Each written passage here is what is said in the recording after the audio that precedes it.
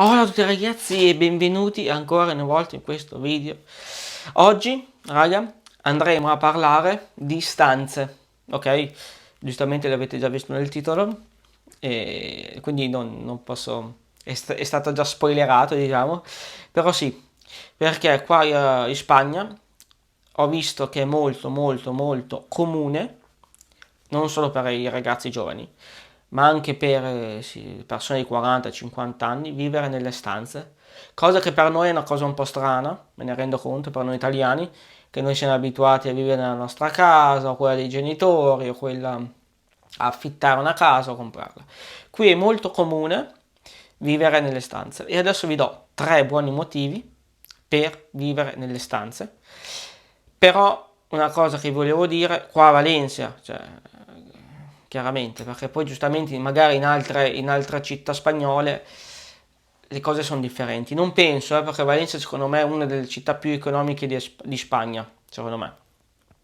Però chiaramente non le conosco, quindi io so che Madrid è molto più cara, è un po' come Milano, diciamo, è la Milano d'Italia, però non ve lo so dire, raga, sinceramente non ve lo so dire. Quindi adesso vi do tre motivazioni veramente buone per vivere nella stanza, ok?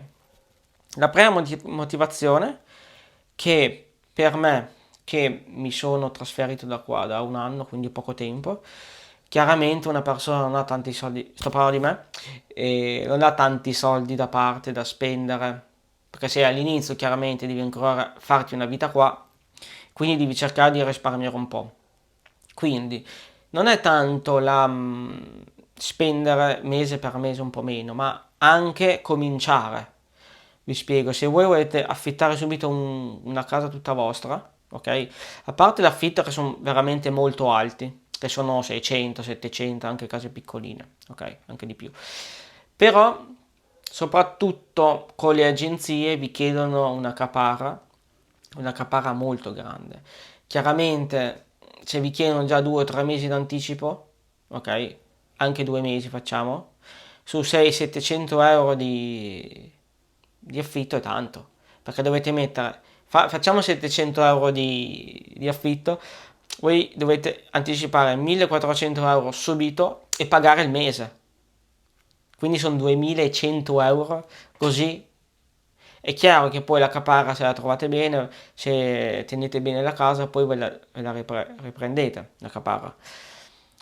Però cominciare un'avventura qua in Spagna e spendere già cioè, tutti i soldi no, però molti soldi per una casa secondo me non ha senso, ok? Quindi il mio consiglio cos'è? Andare in un'abitazione, in una stanza, scusate, la chiamo abitazione perché in spagnolo si chiama abitazione, affittate una stanza, ok? Che pagate, poi dipende se avete un cane o no, perché se avete il cane pagate di più, se non avete il cane pagate di meno. Pagate 200-250 euro e la caparra è di una caparra, quindi con 500 euro, ok? O anche meno, voi avete già una casa di un mese, con caparra e affitto, ok? Chiaro, è una stanza, non è il massimo della vita, ok? Tutto quello che volete, però potete risparmiare per poi prendere una casa in affitto vostra, però quando avete già due soldi in tasca. Io parlo sempre di persone che vengono qua con due soldi e non che hanno 50.000 euro in banca, chiaramente, se no questo discorso non ha senso. Poi, secondo punto, veramente una cosa molto buona per vivere nelle stanze qua a Valencia, a Valencia in Spagna comunque, che socializzate un sacco, ok? Socializzate un sacco soprattutto essendo che vi ho detto che qua è molto comune vivere nelle stanze, troverete altra gente local, ok, che vive a Valencia, che è sempre vissuta a Valencia, che però vive nelle stanze. Quindi per qualsiasi cosa abbiate bisogno, potete contare con persone, certo, se vi trovate bene, chiaramente, potete contare con delle persone che vivono qua e non è scontato, ok? Perché se volete andare a vivere a bere qualcosa da qualche parte, chiedete a loro e loro vi danno gli indirizzi perfetti, non dovete andare su TripAdvisor ok? E poi soffrite un po' meno, ok? Di solitudine, perché chiaramente non siete mai soli. Non siete mai soli, potete socializzare, potete uscire con gli amici di questi coinquilini, potete chiaramente con tutte le cose che si fanno quando vivi in una stanza anche in Italia. Qua giustamente, essendo che appena arrivi non conosci nessuno, ok? O quasi nessuno, poi dipende come siete messi voi.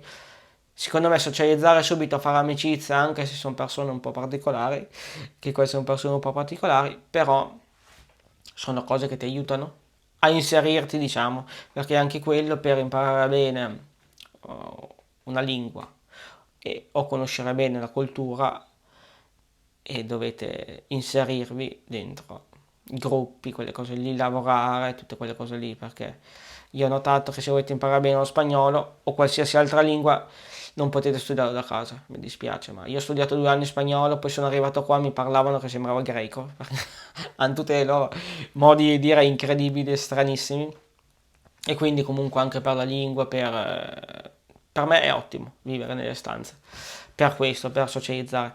Poi la terza, chiaramente il terzo motivo, che è un po' quello che avevo detto nel primo, però qua diciamo che l'andiamo un po' più a fare un po' più grande, diciamo, è il fattore economico, ok?